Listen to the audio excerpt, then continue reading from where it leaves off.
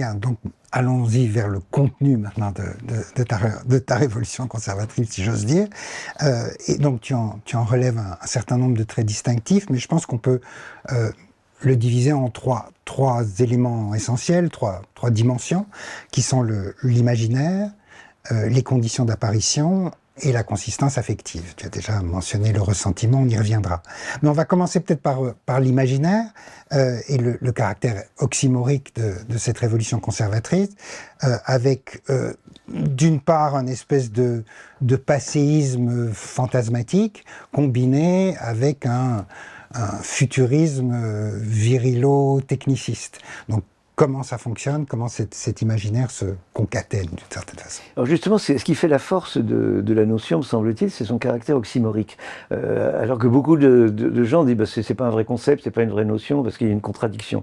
Comme si l'histoire n'était pas faite de contradictions et d'ambivalence. Donc la force, à mon avis, de la notion, c'est son caractère oxymorique, sa capacité à faire la synthèse de deux répertoires imaginaires du politique qui paraissent contradictoires, mais le fait historique auquel renvoie la notion, c'est qu'effectivement, à un moment donné, des bipèdes ont connecté ces deux imaginaires qui jusqu'à présent étaient contradictoires.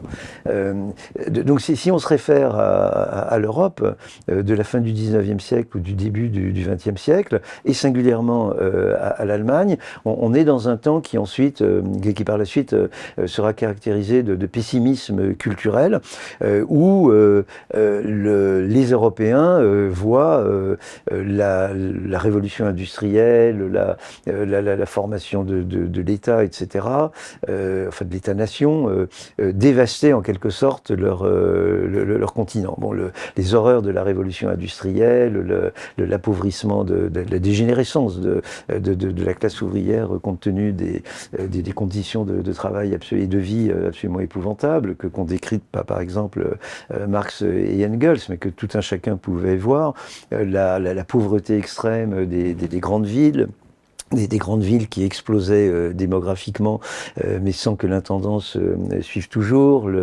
Donc les premiers effets sur la nature, avec dès le début du 19e siècle une vision très écologique au fond des ravages des voies ferrées, avec ces machines pestilentielles qui crachaient de la vapeur, avec une vision aussi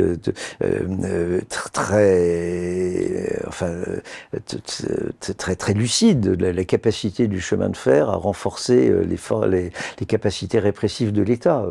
Par exemple, tout un courant de l'Église catholique au début du 19e siècle voit les potentialités totalitaires du chemin de fer, qui n'échapperont pas d'ailleurs à Bismarck, puisque le chemin de fer sera un des grands instruments de son expansion militaire. Donc il y a cette vision d'un monde qui sombre, d'une aliénation culturelle, et tout cela est vécu sur un mode défensif et sur le mode du pessimisme.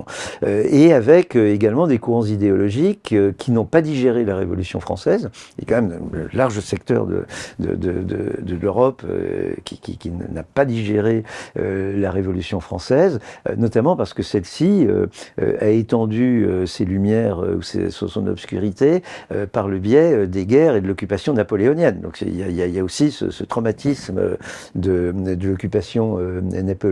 Et donc il y a tout un courant de ce qu'on appellerait aujourd'hui l'opinion publique en Europe qui est contre-révolutionnaire et qui se console ou qui fantasme un retour à l'ancien régime.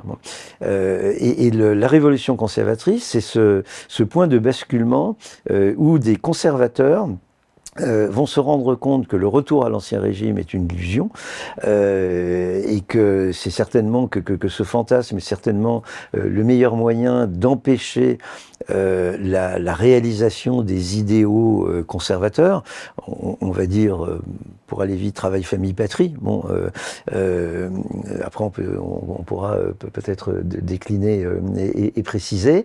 Et ces idéologues s'emparent de deux dimensions de la modernité pour les mettre au service de la réalisation des idéaux conservateurs. Le premier phénomène, c'est la modernité industrielle et technologique. Et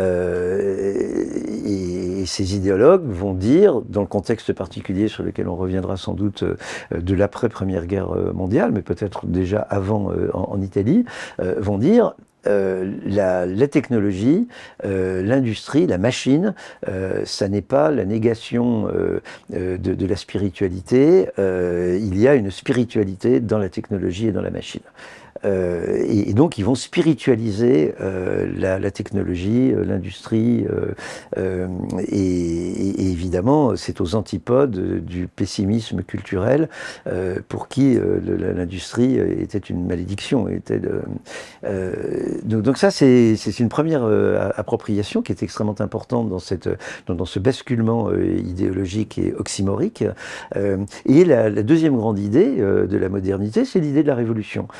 Et ces gens vont se dire, mais la révolution est quelque chose de beaucoup trop sérieux pour être laissé aux gens de gauche. La révolution peut être l'instrument de la conservation. Et là, évidemment, on est vraiment dans l'oxymore, mais c'est un coup de génie. Et c'est dit de manière très explicite, par exemple, par Müller avec Tréma, qui très clairement parle de la révolution mise au service des idéaux conservateurs. Et c'est ce que évoquera également Jünger avec sa prose assez emphatique, quand il dira qu'il faut fusionner le présent et l'avenir, qu'il faut fusionner le passé et l'avenir au service d'un présent de feu ou d'un présent, enfin, un truc de ce genre, mais qui est tout à fait une espèce de synthèse un peu emphatique de cet oxymore de la révolution, enfin que portera la révolution conservatrice.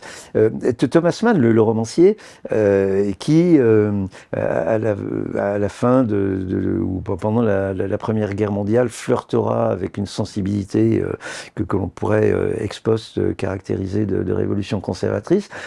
Thomas Mann virera sa cutie sous l'influence peut-être délétère de ses enfants dans les années 1920.